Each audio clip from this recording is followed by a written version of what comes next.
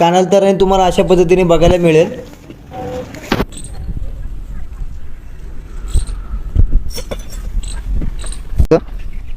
हे मला वाटते याच्यावरचं करायचं औषध असेल हा, याच्यावरती ठेवण्याचा. आणि त्यानंतर हा खांब असेल, कारण याच्यावरती असलेली कमळाची आकृती, कमळ म्हणजे पुष्प ते पुष्प. आणि इथे तुम्ही जे काय बघताय ते इंटरलॉक जी सिस्टम आपल्या याच्यामध्ये केली जायची, जशी तुम्ही दुर्गाराज रायगडसुद्धा बघितलं असेल आपल्या ब्लॉगमध्ये. आणि मित्रांनो, हे आहे विरगळ. या विरगळी तुम्हाला कोकणात दिसतील. ज्या विरगळी तुम्हाला जिथे जिथे शौर्यभूमी, जिथे जिथे मराठ्यांच्या इतिहासाच्या पाती लखलखल्या, तिथे तुम्हाला विरगळी दिसतील. याचा मी अर्थ तुम्हाला सांगतो. तो अनेक विरगळी तिथे अशा, पण तुम्हाला पहिल्या विरगळीचा अर्थ सांगतो. पहिल्या विरगळीचा अर्थ आहे, हे करायचे एक स्त्री असेल किंवा कोणती पुरुष असतील, हे शंकराच्या पिंडीची पूजा करतात ते. आणि खाली त्यांच्या हातात एक शस्त्र आहे.